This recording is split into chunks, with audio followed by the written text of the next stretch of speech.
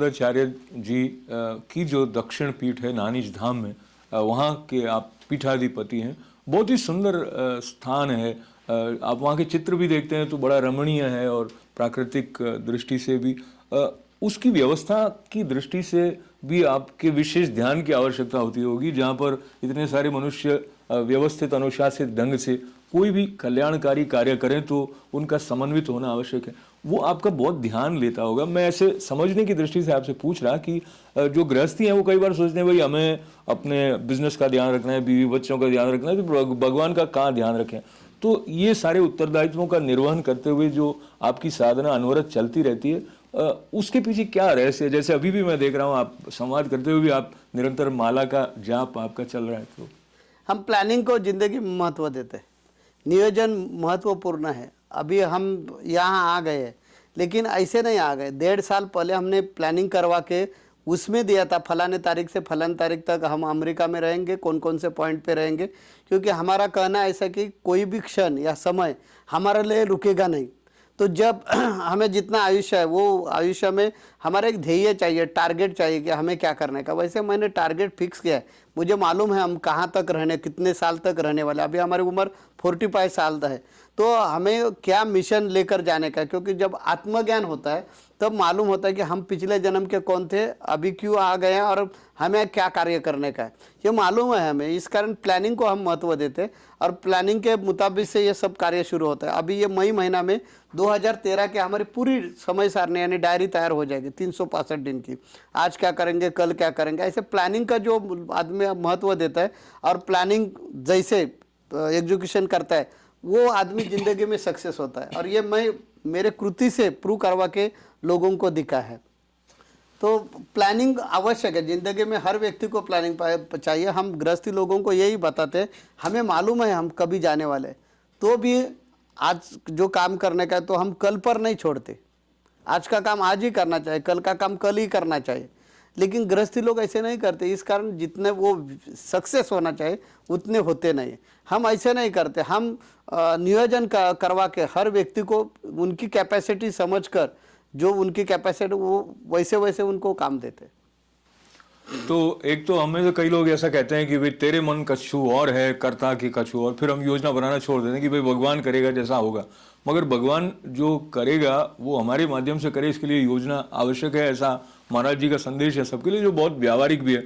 और व्यावहारिकता और हमारी जो साधना है उसका समन्वय करते हुए और अधिक लोग आगे बढ़ें और जो कुछ अच्छे से अच्छा वो कर पाते हैं वो कर पाएं। इस दृष्टि से आप अमेरिका में बहुत सारे स्थानों पर भ्रमण करने वाले हैं, कनाडा भी जा रहे हैं। तो यहाँ के बारे में जो आपकी विशेष रूप से योजना है कि आप क्या करना चाहते हैं, उस दृष्टि से कोई सहयोग करना चाहें या उसके बारे में और जानना चाहें तो कैसे? हमने जगत गुरु नरेंद्राचार्य ग्लोबल फाउंडेशन की निर्मित की है। हमारा कहना ऐसा है कि समाज को दायित्व हमारा है। हम नानिज धाम के जो आश्रम है वो आश्रम से अनेक प्रकार के एक्टिविटी चलाते हैं। लोगों को 2 दफ़ा मुफ्त में भोजन देते हैं। नानिज आश्रम, परबणी आश्रम, गोवा आश्रम में कम से कम दिन में 8-10 हज़ार लोग मुफ्त में भोजन लेते हैं। हमने एक हॉस्पिटल किया है, मुफ्त में है। हमने बच्चे लोगों को जूनियर केजी से ग्रेजुएशन तक मुफ्त में शिक्षा की व्यवस्था की है। हर हाईवे पर एम्बुलेंस 50 किलोमीटर पर एक एम्बुलेंस हमने रखी है, मुफ्त में है सेवा। ऐसे अनेक, किसी को दुधारू गाय देते हैं, भैंस देते हैं, मछुआरा है तो उनको मछली की जाली देते हैं, आटा पीसने की चक्की देते हैं, क्योंकि उनकी परिस्थिति सुधारना चाहिए और आपके खुद के पाँव पर खड़ा रहना चाहिए। वो सब सेवा करते में, सब सेवा मुफ्त में हम करवाते हैं। क्योंकि हमारा कहना है कि साधु संतों की जिम्मेदारी है, वो उन्होंने माँ बाप का रोल करना चाहिए। तो हमें कभी भी पैसा वैसा कुछ लगता नहीं। हम अमेरिका में आ गए तो भी हमारा मिशन यही है, हम किसी से पैसा लेते नहीं, हमें पैसे की ज़रूरत नहीं। हमारा कहना ऐसा है कि आप लोग इकट्ठे आ जाइए और ये ग्लोबल फाउंडेशन के माध्यम से गरीब लोगों की सेवा करो, आपको पुण्य मिल जाएगा। और आपके हाथों से जितना अच्छा कार्य हो जाएगा उतना अपना पिछले जन्म का जो बुरा कर्म है वो कम हो जाएगा। इसलिए समाज की सेवा करो और वो सेवा करते समय पारदर्शिता चाहिए, इसलिए ग्लोबल फाउंडेशन किया। उसमें हम कोई भी ट्रस्टी नहीं है, उसमें हम कोई मुखिया नहीं, अभी जो सुशील जी गोयल है, हमारे BL विजय है या गोरे साहब है, ऐसे अनेक लोग इससे जुड़े हुए हैं। और वो लोगों को हमने बोला है कि ऐसा ऐसा ट्रस्ट निर्माण करो और ये ट्रस्ट के माध्यम से जो गरीब लोग हैं उनको कैसे हम सहायता करेंगे, मुफ्त में सहायता होना चाहिए। दूसरी बात, ऐसे हमारे संस्कृति है उसका मार्गदर्शन आज लोगों को, चाहे अमेरिका कनाडा हो या परदेश में या विदेश में जो लोग आ गए, उनके पास पैसा है, उनके पास अब ऐश्वर्य है, लेकिन उनके बाल बच्चे जो है वो उनको जैसे चाहिए वैसे बर्ताव करते नहीं, क्योंकि उन्होंने जो संस्कृति अपनी स्वीकारना चाहिए वो छोड़ दी है।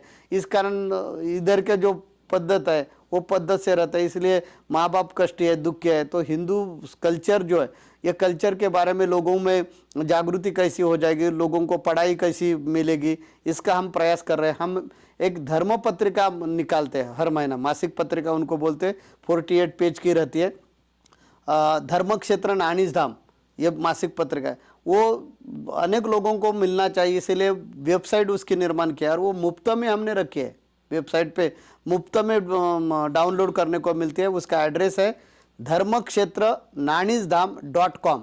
ये वेबसाइट पर गए तो हर महीने की पत्रिका का यानी मासिक पत्रिका जो है हम डाउनलोड करवा के ले सकते हैं। हमारा हेतु ऐसा है, उद्देश्य ऐसा है कि धार्मिक शिक्षा हमें मिलना चाहिए। धर्म की आवश्यकता है, धर्म एक विचारधारा है, ये फलाने रास्ते से चलिए, ऐसी जो विचारधारा उसको नाम बोलता है धर्म। तो ये धर्म हमारा बचना चाहिए। धर्म जब हमारे में रहेगा, हमारा बचेगा, तब हम सुसंस्कृत रहेंगे।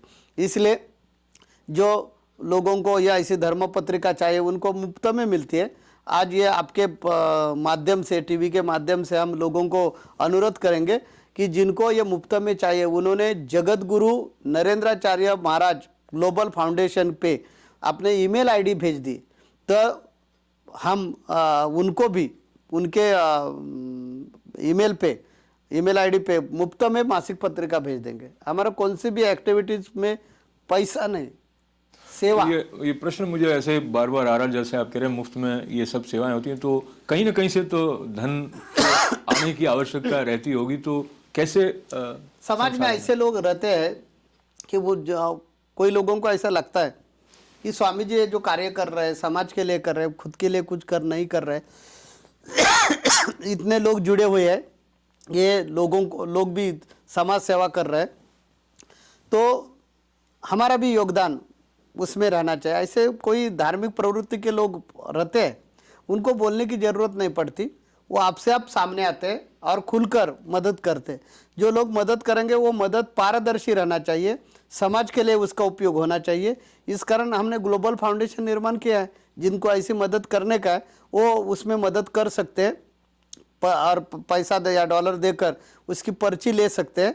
उनको पर्ची देना ये फाउंडेशन के लोगों की जिम्मेदार रहेगी। उनका हिसाब टिसाब मिलता है हर साल में, उसका हिसाब टिसाब मिल जाएगा। हमारा कंट्रोलिंग रहेगा, यानी हम ध्यान देंगे लेकिन हम उसमें कभी आते नहीं। हम बोलते हैं कि ये आपकी जिम्मेदार है, जो आम जनता ने पैसा दिया है वो भगवान का पूंजी है, उसका आप लोग मुनीम है, वो संभालना आपकी जिम्मेदारी है। आपने गलती कुछ की, उसमें से कुछ आपने पैसा खाया तो भगवान आपको सजा देगा। तो भगवान के मुनीम जी हैं, ऐसा विनोद के साथ और श्रद्धा के साथ भी मैं पुनः ये दोहराते हुए उनका ये कहना है कि कार्य करें ईमानदारी से, भ्रष्टाचार ना हो और जो जिसका देय है उसको मिले, और पारदर्शिता किसी भी कार्य के सुचारू रूप से चलने में निश्चित रूप से सहायक होती है। आपने बहुत समय हमारे साथ दिया। दो एक प्रश्न आपसे मैं और कर लेना चाहता हूँ। एक तो हमारे आधार के लिए संस्कृति में एक कोई ग्रंथ है जो होता है जो कि हमें आधार देता है, जीवन दृष्टि देता है। आपके लिए आपका प्रिय ग्रंथ कौन सा है? एक तो ये प्रश्न है। दूसरा, जैसे आपने कहा कि आपको आत्मज्ञान होने से पता चला कि मैं किस लिए आया हूँ, कई लोगों को पता नहीं चलता है, तो उनको कैसे पता चले, इस दिशा में आप कैसे सहयोग करते हैं? कैसे कि पहली बात ऐसे कि जब धर्मगुरु होते हैं तब उनको हर धर्म का अभ्यास करना पड़ता है, हर धर्म का तत्व ज्ञान अब उनको मालूम होना चाहिए। वैसे हमारे धर्म में अनेक प्रकार के ग्रंथ हैं जो मानवता के लिए काम करते हैं, हमारे में इंसानियत जागरूक करने का काम करता है। इसलिए हमारा ऐसा कोई एक ग्रंथ नहीं है कि ये ग्रंथ से हमने ये ज्ञान लिया। हमें हमारे 4 वेद है, हमारे उपनिषद है, हमारे पुराण है, संहिता है, आरण्यक है, ब्राह्मणक है, ऐसे अनेक प्रकार के ग्रंथ संपदा ये हिंदू धर्म में है। ये हिंदू धर्म की ये विशेषता है कि जितने अन्य धर्म है उनका हम उपहास नहीं कर रहे, लेकिन इतने धर्म है उनका एक एक धर्म ग्रंथ है, लेकिन यह हिंदू धर्म का अनेक प्रकार के ग्रंथ है और उसमें मानव जीवन कैसे विकसित हो जाएगा और भगवान स्वरूप कैसे हो जाएगा। यह धर्म में बताया है कि इंसान नारायण हो सकते हैं, पशु का हो तो पनैया नर का कछु न हो, नर एक बार करनी करे तो नारायण बन जाए, ऐसा कहना ये संस्कृति का है। अन्य संस्कृति में बोला जाता है कि आदमी मर गया कि हैवान हो जाएगा, फलाना हो जाएगा, लेकिन हिंदू संस्कृति बोलती है नहीं, इंसान ने अच्छी तरह से प्रयास किया तो वो भगवान हो सकते हैं।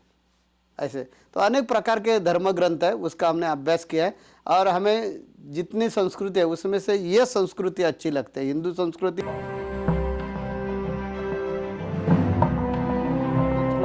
अच्छी लगती है। उनका हम गुरु है इस कारण नहीं बोलते, क्योंकि यह संस्कृति में हमें ऐसी विशेषता देखने को मिलती है कि सर्वधर्म समभाव, बंधुभाव, ऐक्य, स्नेह, शांति, ये जो मानवता के लिए चीज़ आवश्यक है, इसका पुरस्कार सिर्फ हिंदू संस्कृति में किया है, इस कारण ये महान संस्कृति है।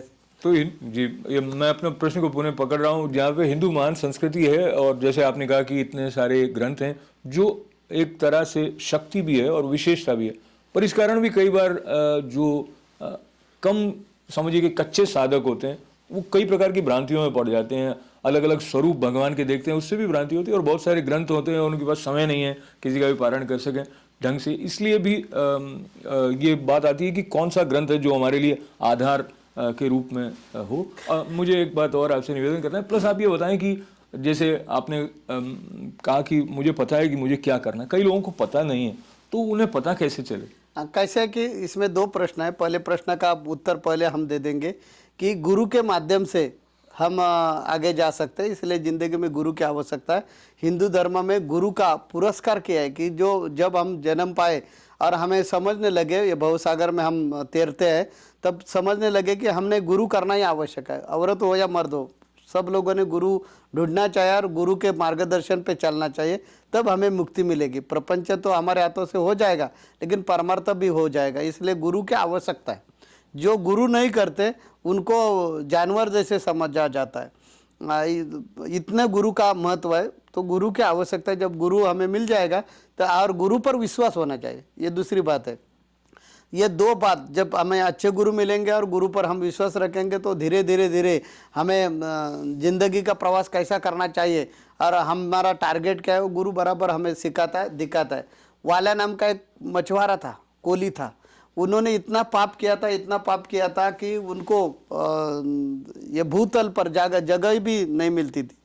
उनको नारद मुनि मिल गए और नारद मुनि ने उनको राम राम का मंत्र दिया, राम नाम का मंत्र दिया, और ये राम नाम के मंत्र से उनका पाप पूरा खत्म होके वो वाल्मीकि बन गए।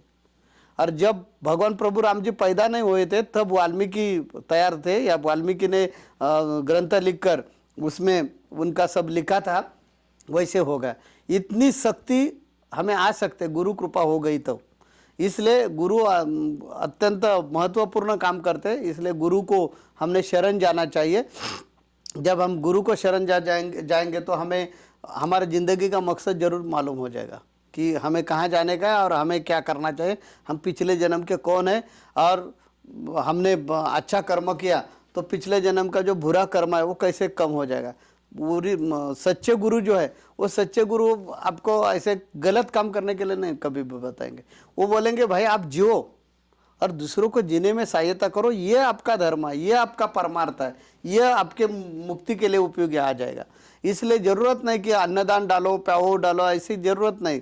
आपके मकान में दोपहर के समय या भोजन के समय कोई आ गया तो उनको थोड़ा भोजन खिलाइए, लेकिन ये मत में ध्यान में मत रखिए कि हमने भोजन खिलाया, आप कौन भोजन खिलाने वाले हैं, ये ध्यान में रखें। ऐसे गुरु छोटा छोटा मार्गदर्शन करवा के हमें सही मार्ग पे लेते हैं। इसलिए हम कहेंगे कि जो लोगों को मालूम नहीं कि हमारा आगे का मकसद कौन सा है, उन्होंने डरने की जरूरत नहीं, उन्होंने गुरु के शरण में आना चाहिए। राम हा परब्रह्म, वशिष्ठा शरणम। कृष्ण सांदीपने गुरु केला, राम भगवान थे तो भी उन्होंने गुरु किए। भगवान कृष्ण जी ने सांदीपनी गुरु के पास जाकर उन्होंने विद्याभ्यास धारण किया। तो हिंदू कल्चर में गुरु को अनन्य साधारण महत्व है। गुरुर ब्रह्मा गुरुर विष्णु बोला है, ऐसे बाकी किसी को उपाधि नहीं दी। इतना ही नहीं, गुरु प्रत्यक्ष परब्रह्म है ऐसे बोला जाता है। हमारा दूसरा प्रश्न ऐसा था कि हमारे अनेक ग्रंथ है, अनेक देवता है, कैसे ये धर्म की यही महानता है कि अपना धर्म जो हिंदू धर्म जो है, ये हिंदू धर्म में का तत्वज्ञान भी यही है कि भगवान निर्गुण है, भगवान गतिमान है, भगवान अव्यक्त है, वो व्यक्त नहीं होता, वो हमें दिखता नहीं। लेकिन समाज में जो इंसान पैदा हुआ है उसके बौद्धिक लेवल से 3-4 टप्पा है, 3-4 लेवल है। तो ये लेवल के आदमी को जो बिल्कुल जीरो है, उनको भगवान जो निर्गुण है, गतिमान है, अव्यक्त है, वो नहीं दिखेगा। इसलिए बद्ध स्टेज है, तो उनको चित्र के रूप में दिखाना चाहिए, इसलिए भगवान सगुण हो गए। नहीं तो हमारे हिंदू धर्म का तत्वज्ञान भी यही है। जब आप PhD उसमें करेंगे, उस पर संशोधन करेंगे, तो आपको जब उसका पता लगेगा तो आपको मालूम हो जाएगा भगवान दूसरे कुछ चीज़ नहीं है, जो चैतन्य है वो उनका रूप है, उसको ही आत्मज्ञान बोलते हैं। जब आत्मज्ञान हो जाएगा तब तो आपके पास नीला कलर का भगवान राम जी आकर खड़ा नहीं हो जाएगा, उनके बगल में सीता मैया ऐसे नहीं दिखेगी। भगवान का जब हमें दृष्टांत होता है, भगवान हमें समझता है, वो निर्गुण है, गतिमान है, अव्यक्त है, वो पूरे चराचर में है, कण कण में है, इसका हमें अनुभव आता है, उसको ही आत्मज्ञान बोला जाता है। तो ये हमारा तत्वज्ञान है। लेकिन बद्ध जीव को ये नहीं मालूम होगा, मुमुक्षु लोगों को नहीं मालूम होगा, साधक लोगों को नहीं मालूम होगा। इसलिए ये अनेक प्रकार की देव देवता, आपको ये कोट अच्छा लगता है, ये टाई अच्छी लगती है तो आप पहनो, मुझे ये ऐसा ड्रेस अच्छा लगता है इसलिए हमने ये पहना है। दूसरे लोगों को, कोई लोगों को सफ़ेद अच्छा लगेगा, कौन सा भी पहनो, लेकिन पहनो। वैसे कौन से भी भगवान की भक्ति करो लेकिन करो। इसलिए तो हमारे धर्म में 9 प्रकार की भक्ति है। श्रवण भक्ति, सिर्फ आपने सुना तो भी भगवान की भक्ति हो सकते है। भगवान के बारे में अभी जो अपने मुलाकात शुरू है, ये जो दर्शक सुन रहे हैं वो भी भक्त है, लेकिन उन्होंने मन से सुनना चाहिए। भगवान का आप कीर्तन करो, यानी भगवान की महत्व बताओ, वो कीर्तन भक्ति है, श्रवण भक्ति है, कीर्तन भक्ति है, अर्चन भक्ति है, वंदन भक्ति है। ऐसे 9 प्रकार की भक्ति है। आपको जो अच्छे लगेगी वो करो। समझो आपके पास टाइम नहीं तो शुद्ध नामस्मरण करो। ये जो नामस्मरण है, मंत्र है, उसमें भी सकते हैं, उसमें विज्ञान है। एक विशिष्ट प्रकार के शब्द का समूह बार बार हम जब दौड़ाते हैं तब उसमें गति आती है, और गति आ गई कि खुद को उनको शक्ति आती है, और वो शक्ति हमारा काम करते हैं। मंत्र ये शास्त्र है, और मंत्र में सजीवता है। मंत्र से अनेक प्रकार के काम होते हैं ऐसे, लेकिन उस पर विश्वास चाहिए, दृढ़ता चाहिए। जैसे पहले अभी अस्त्र निर्माण हो गए हैं, शस्त्र जैसे वैसे अस्त्र भी निर्माण हो गए। अस्त्र दिखता नहीं है, लेकिन उसका परिणाम होता है, वायरस के रूप में बोलो, नहीं तो अलग अलग रूप में। वैसे पहले हमारे अस्त्र थे, पर्जन्य अस्त्र बोले कि पर्जन्य निर्माण होता था, अग्नि अस्त्र बोले तो अग्नि निर्माण होता था, और उसका असर होता था। वो मंत्र की शक्ति है। इसलिए मंत्र बोल के बार बार मंत्र दौड़ा के हमारे मन की शक्ति बढ़ जाते हैं, विकसित होते हैं, हमारे में सात्विकता आती है, और जो चराचर में छुपा हुआ है और उनका कैसा कार्य चल रहा है, हम इतने से छोटे आदमी कुछ भी किया कि उसका श्रेय लेते हैं। वो पूरी सृष्टि चलाता है, लेकिन वो कभी भी उसका श्रेय लेता नहीं है। तब मालूम होता है अरे वो कितना महान है। ऐसे तो महानता का परिचय उसी से मिल सकता है जिसने महानता का परिचय पाया हो, और उस परिचय को इतनी उदारता से, सहजता से और सरलता से, रसमयता से हमारे सामने प्रकट करने वाले जगत गुरु रामानंदाचार्य नरेंद्राचार्य जी हमारे बीच हैं, जो रामानंदाचार्य दक्षिण पीठ नानीज धाम में महाराष्ट्र में है।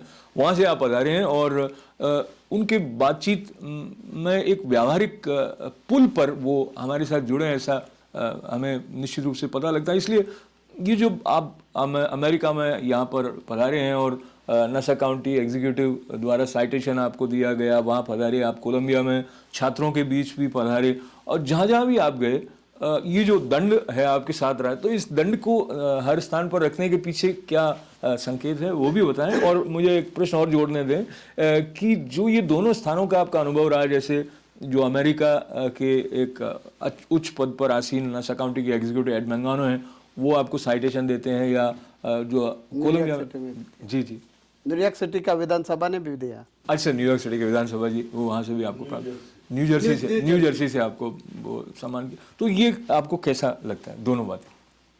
ठीक है, हम उनका स्वागत करते हैं, लेकिन मान पान के आगे हम गए। हमारा अभंग एक है, नको प्रतिष्ठा नको चार मुक्ति नको नको देवा वैकुंठमा से। इसका अर्थ ऐसा है कि मान प्रतिष्ठा इसमें हमें कुछ रस नहीं लगता। ठीक है, समाज ने कौतुक किया, आनंद की बात है, लेकिन वो मिलना चाहिए, ऐसी भी मन में मनीषा नहीं है। और नहीं मिला तो बुरा लगेगा, ऐसे भी नहीं।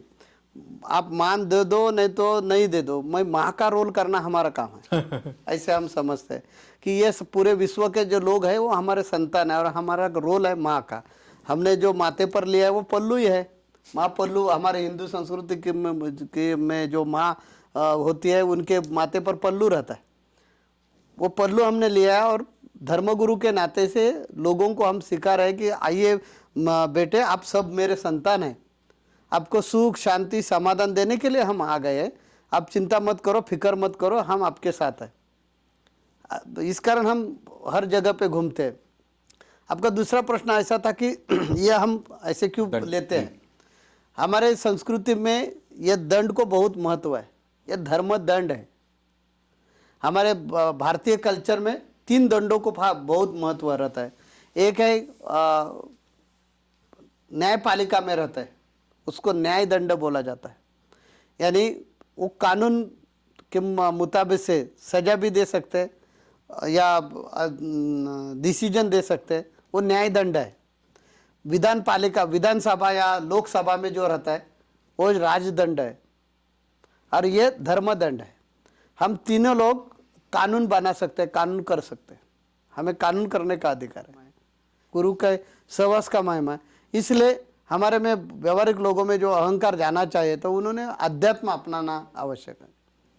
अध्यात्म अपनाने के क्रम में प्रेरणा के साथ साथ बहुत प्रखर और सार गर्भित संकेत रसमयता से, प्रेम से, आनंद से और ज्ञान में प्रतिष्ठित होकर देने वाले जगत गुरु रामानंदाचार्य नरेंद्राचार्य जी महाराज दक्षिण पीठ नानीज धाम महाराष्ट्र से पधारे, और एक उत्साह का जो वर्धन करने की पात्रता गुरु में होती है, उसका प्रमाण आपकी उपस्थिति से हम तक पहुंचा। और ये कार्यक्रम देखते हुए आपको भी कहीं ना कहीं अपने भीतर के उस क्षेत्र के साथ संपर्क की अनुभूति हुई होगी, जो आपको आश्वस्ति देने वाला है, स्थिरता आपके भीतर की बढ़ाने वाला है।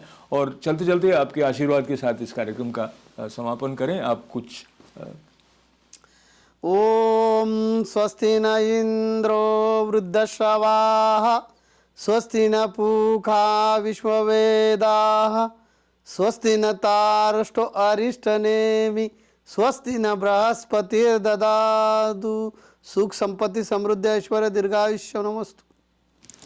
ओम शांति शांति शांति।